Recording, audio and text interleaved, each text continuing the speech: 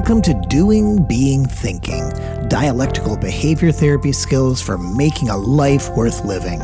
I'm your host, Eric Nykamp, a therapist and clinical director at the Grand Rapids campus of Adolescent and Family Behavioral Health Services, a mental health practice with campuses throughout the great state of Michigan.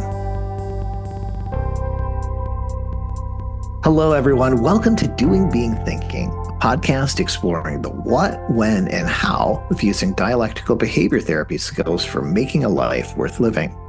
My name's Eric. I'm a DBT therapist and one of the clinical directors at Adolescent and Family Behavioral Health Services.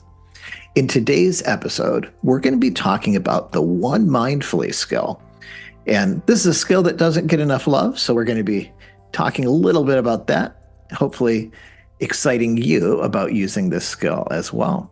And joining me today is my friend, my fellow clinical director, Selena Engel. How are you doing today, Selena? I'm good. How is everybody? This is going to be fun. All right. Well, let's start off by talking about what is OneMindfully. OneMindfully is kind of what it says. It's making sure you're thinking of only one thing in the moment. We all, I don't want to say all, but most of us are multitaskers, and we think that multitasking is the way we need to do to get everything done.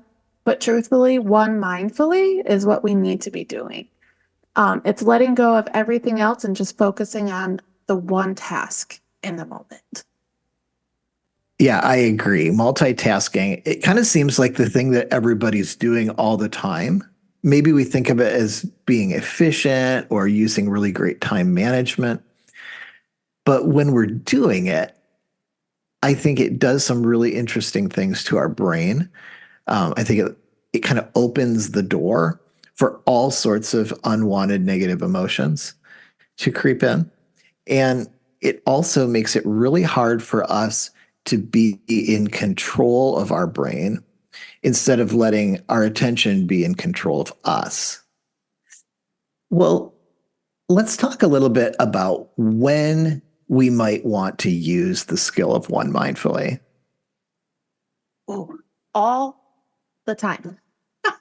Because I know, like, when I am trying to multitask, like we were saying earlier, and like you were saying, Eric, with the brain, my brain goes all over the place, and I find out that I don't do any task well that I'm trying to do when I multitask. And then I usually have mistakes and I have to go back and fix them, which means that I'm taking more time than if I just would have did OneMindful to begin with. So there's lots of times when we can do OneMindful. You don't have to do it all the time, but definitely when you're trying to intentionally be mindful, do a mindfulness activity, we want you to be OneMindful. It's focus on that one thing. There's lots of other times, like I know, like when I'm like doing paperwork, if I'm not being mindful while I'm doing paperwork and I'm thinking of other things, then my paperwork ends up having typos and errors and all those things. Texting. I am notoriously horrible at texting. If like I'm having a conversation with somebody else and I'm trying to text, the conversations will get messed up. When I'm talking to a person, we'll get texted, and when I'm texting, we'll be talking. And everyone's like, what are you doing? What are you talking about? So, I mean, there's just so many times that OneMindful, it would be the perfect solution to what's happening. I was talking with someone yesterday, and they were talking about some struggles that they were having. And the struggle was basically worrying that something that was going to come up, it was an inevitable thing that was going to come up. And they were thinking it's going to be awful. And just like my life is awful, this new change is going to happen in my life, and that's going to be awful. And they were consumed with this feeling that something horrible was going to happen in their life. It's sort of this, things are bad and they're going to get worse. And if I think about my own life, I mean, there's plenty of times for myself when I'm in the middle of a situation and it does feel like it's going to be overwhelming. And there are these situations where nothing is going to change anytime soon. It's something where I need to practice tolerance. And OneMindfully ends up being this really helpful thing in these situations because instead of letting my thoughts just drift to all the things that I'm wanting to dwell on, which is usually like how bad it's going to be, kind of like the person I was talking to is like, this change is going to just be the worst. I'm not going to survive. It's kind of that reaction. My brain's drifting that way. It's sort of like if your car's driving down the road and it's out of alignment and it always wants to pull to the right and it's going to take you right off the road and right into the ditch. And we know what's in the ditch. The ditch is dwelling on the worst possible things. We OneMindful like to go to is our about negatives. right. OneMindful is, well, I'm going to steer the car back towards the center. I'm going to take control of my mind and put it where I want it to be instead of letting my mind take me in a different direction. Sometimes they'll talk about that as like being half present, that you're half Oh, present. that's You're a good doing way to something, describe it. but your energy, your emotional energy, your physical energy is spent on this thing that can't be solved right now. I And you like just find that. that like, oh, through the day, you're just getting like depleted, depleted, depleted. And it's like OneMindfully is great for noticing that your battery's being drained and to steer it back in a direction where you're at least focusing on the things that need to get done, or maybe things that will give you some wanted positive emotions, even for a bit. What? We can do positive and not have to be stuck in the negative? It's possible. It's possible. That's amazing. I mean, what are the things that you'd say in your own life distract you into being half mindful? Every I'm a very easily distracted I'm a squirrel person. Um, my newborn daughter. Yeah, great example. uh, when my tummy rumbles, because I'm a hangry person, so Mm, my body sensations do. Um, phone. If I don't turn my phone, like the phone sounds off and it beeps or goes off, and my brain will instantly be like, "Ooh, I wonder what that was. Who's texting me? What's that email about?" So technology in general. Having the like if you're trying to do something and the TV is on, that's yep. distracting. I mean, there's so many things. Like when you're driving, you see a dog. This is so me. You see somebody walking a dog, and I'm like, oh, look at that doggy. That's right. So, I mean, there's so many things that are distractions in our everyday life. I mean, you're making me think of something that I experienced yesterday. So, um, yesterday, my phone got locked. And I don't know what you're like, but for me, I like to have my phone next to me all the time.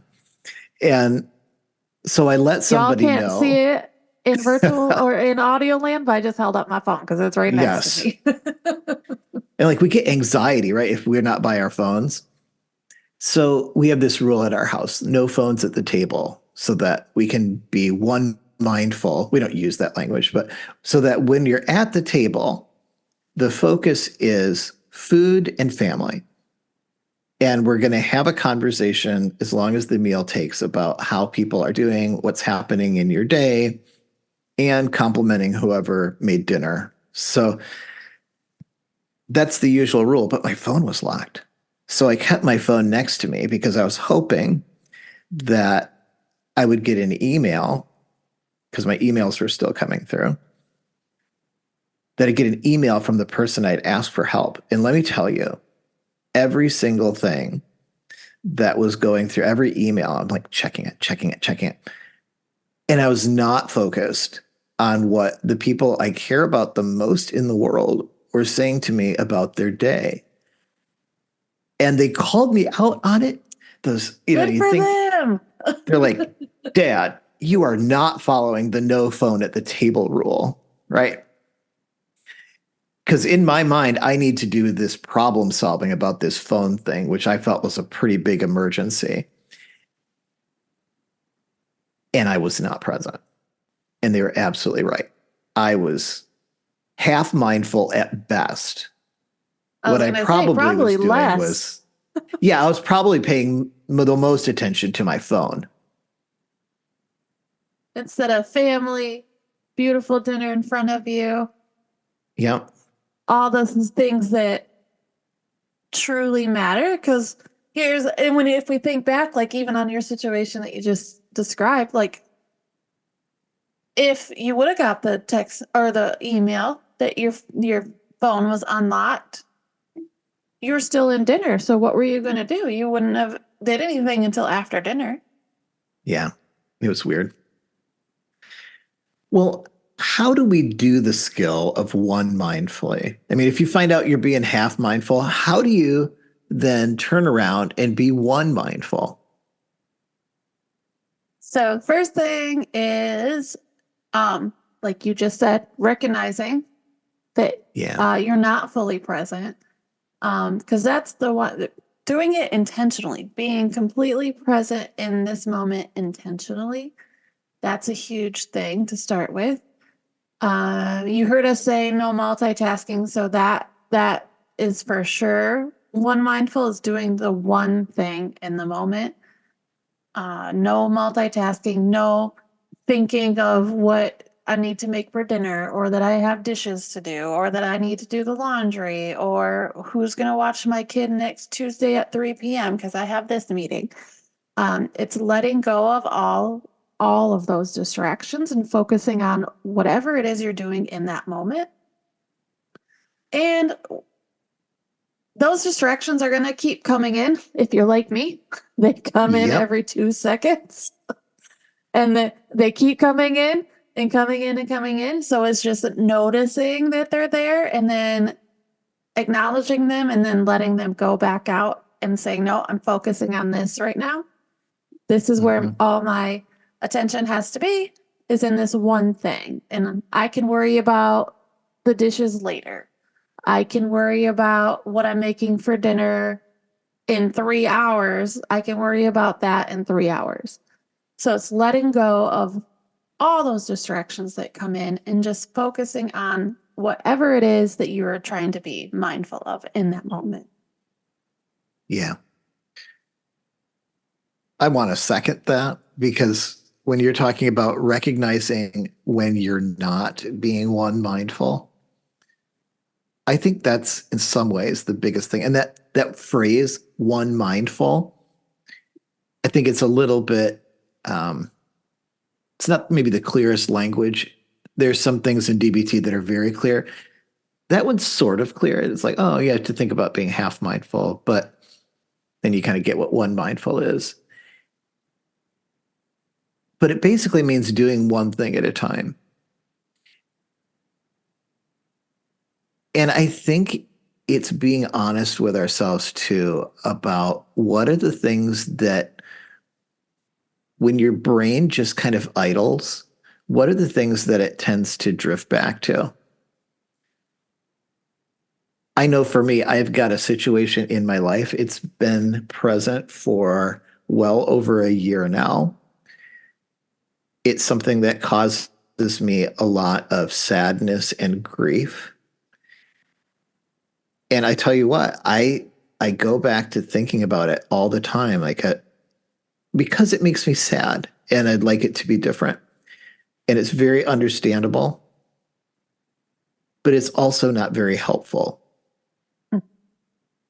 And I find that like I can ruin all kinds of moments by thinking about this sad thing that really isn't changing anytime soon. It's the kind of thing you have to keep at slowly over time. And maybe in 3 to 5 years, it'll be better if you keep at it and are effective, but it's not going to change fast. I want it to be changed now. I want it to be different now. And to sustain, keep at it energy instead of fix it now energy, which is like has a lot of urgency. I need to pull my mind off it because it's like, oh, Eric, you've done as much as you can for right now. And if you pushed harder, you'd actually be ineffective. So, what's good about now? What can you focus on now that will give you a different sense so that you don't become overwhelmed? And that's like the thought process for me when I'm doing One Mindful is like, what Yes. can I focus on besides this thing that causes me sadness and grief? And make the choice to refocus. Notice when you're distracted. That makes me think of a good point to make as well is that we often say, we often act like you have to be one mindful when you're doing a task, but it really doesn't have to be. You can be one mindful during many things. It doesn't have to be just that you're doing something. So, like thinking, right? Is like when we're having those thoughts, we can be one mindful when we're trying to focus or make a big decision, or um, I don't know, me with emails that I want to say and not make anybody mad. So being one mindful when I'm doing that, right? That thought process. We can be one mindful during when we're eating. Like there's a lot of things that go into when we're having a meal, right? So the one mindful doesn't have to just be the task of eating. It could be everything. It could be the dinner, it could be the conversation. It just means you're focused in that moment, the entire moment, and maybe not just how my plate looks. I'm focused Yeah. in the conversations. I'm focused in uh I don't know, everything that has to deal with that meal. So it doesn't have, I know we say one mindful and we say one thing in the moment. It really is just focusing your brain on one. My brain just stopped too. Yeah. Focusing on one thing. One thing. And that thing doesn't have to be, like I said, that thing doesn't have to be, I'm going to focus on this pen and Mhm. only this pen. It could be, no, I'm going to focus on my desk and I want to organize my desk. So now I'm going to focus on organizing my desk, which is a bunch of things, right? But the activity is one thing. Yeah. Well, what might get in the way of using this skill? Myself. Yeah, I hear that. My thoughts, my ADHD-ness that likes to show up every now and then and have a billion tabs open running at the, and the hamster wheels are going. What else? Everything. Life can get in the way. Hmm. I mean, just plain old life. Like you're driving and you gotta go, you're trying to go to the store and you're trying to be mindful, and then there's road construction. It's like that can be a distraction when you're trying to be mindful. So like anything, like life can be a distraction. Yeah. I was talking with someone who was visiting their parent who is really getting old and they developed Alzheimer's. And I recognized myself in their story because I also struggle with having really intense moods sometimes. And so for them, when they would see, the latest memory slip or that they couldn't do something for themselves, their emotions would spike, very understandably, and think like, oh my gosh, like I'm losing my parent. Here it is. And what they wanted to do was I want to enjoy all the time I can have with my parent before they pass away. Right? It's such a human thing. To be one mindful in that situation was to accept that my parent isn't going to be around forever, and to place their mind on the activity that they were doing together. So if it was playing a game together, or if it was going through a photo album together, or if it was singing a song together, to place their attention on what they wanted. And they would also do this other thing that I thought was really interesting, that is like, okay, what can get in the way? When you're talking about your intense, unwanted emotions, it was easy to worry all the time about this relationship with their parent. And so what they would do sometimes is say, when I show up at their long-term care center, I'll do my worrying when I talk to the staff. And that's the time that I'm going to spend, because these are people that can help me. And so they'd kind of set a time to worry. So when they're worrying intentionally and planfully, if that's a word, which It's is also being now. one mindful. It's like, this is my time when I can strategize about what might make it better for my parent. And I was like, those are really good examples of how to overcome what could get in the way, which is my moods flare up, and the only thing I can do is think about how bad I feel. I like that. I was gonna say, like you were just saying, give yourself, when you're worrying mindfully, one mindfully. Yeah, A lot. Because when we're focusing on the one thing in the moment, our stress level goes down because we're not multitasking. And like, to go back to your example of the dinners, like now we're focusing more on our family. So now those around us, the loved ones around us, like, are now going to feel more, I don't know, appreciative, more validated. Like they're going to mm-hmm. know that we care because we are, all focusing, and it's just more positive. To me, what being one mindful creates more positivity. Even when you're doing one mindful about like something that you're worried about, so you're doing the worrying, it still is going to create more positivity around that subject of worrying because you're focusing on that thing, and that Yeah, makes your brain feel good. So yeah, it is so easy for our brains to just negative, negative, negative, negative. And to me, what being one mindful, when we are slowing our brain down to focus on one thing in the moment, we kind of can combat that negative easier. We notice it absolutely. more and we can kick it out more. Like we can be like, nope, I'm not having that thought. Like right now is about this. And for me, I like to be a positive person. So that positivity fills my bucket, which then creates my life worth living. Yeah. I like the phrase you said about making our brains feel better. I really like that. It, my mom tells me this story that I was a stubborn little kid, and when Not I was little, surprising. yeah, sorry, yeah.